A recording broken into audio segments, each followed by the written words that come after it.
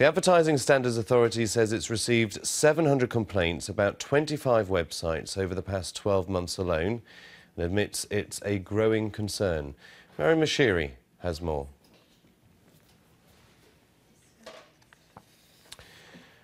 I think we're having a few technical problems, actually, so we can't bring you that report. I can bring you a story that will upset you about a giraffe. I did warn you. Now, this giraffe was due to be destroyed at a zoo in Denmark.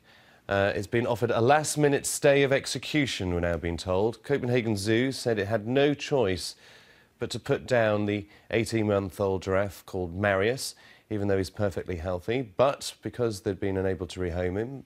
But after learning of his fate on the BBC, Yorkshire Wildlife Park in Doncaster immediately contacted its keepers and offered him a new home in their estate called the Art Giraffe House. So good on them.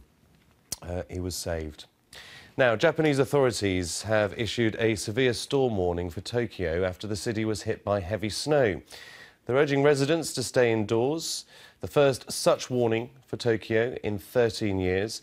Hundreds of flights have been cancelled and some train services have been suspended. Have we got that report? I don't think we got that report as well either.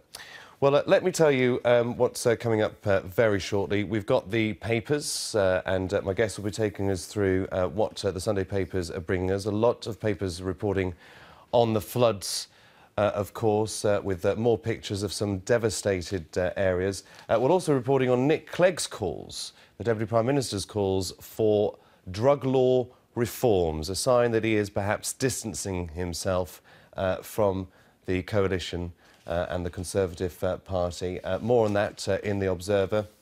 We'll also be looking into that story regarding Madeleine McCann as more evidence emerges, according to the Sunday Express, that the keys to the apartment that was being rented by her parents for that holiday did go missing shortly before Madeleine McCann vanished.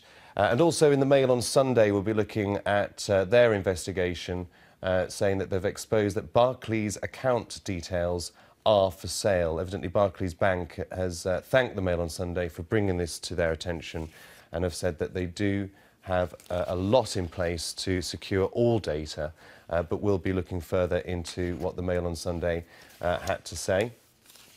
So all that coming up at 11:30 in the papers. Well, we've been having a few technical problems, but we can bring you this week's edition of Reporters.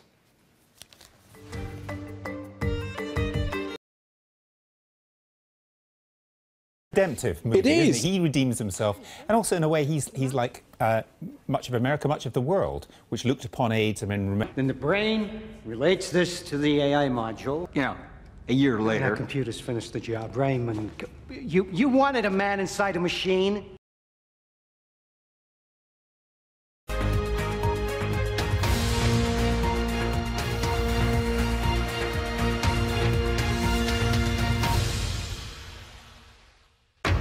This is BBC News. I'm Chris Rogers. The headlines at 11. More gales batter southern parts of the UK, with coastal areas hit yet again by extreme weather.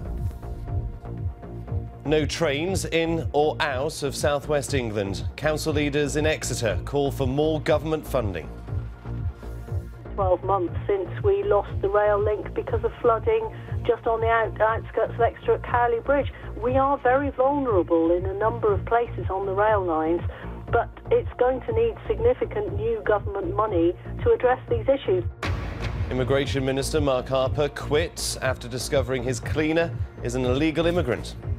Field, it must be, it is! Oh, Paddy Jackson scores! In the Six Nations rugby, Ireland thrashed defending champions Wales in Dublin. Break that. But here comes Sid through the middle, it's Bale for the try! And no problems for England against Scotland at Murrayfield as they retain the Calcutta Cup. And in the next hour, we'll be having a look at tomorrow's front pages. The Observer reports on Nick Clegg's attempt to highlight the case for reforming drugs laws.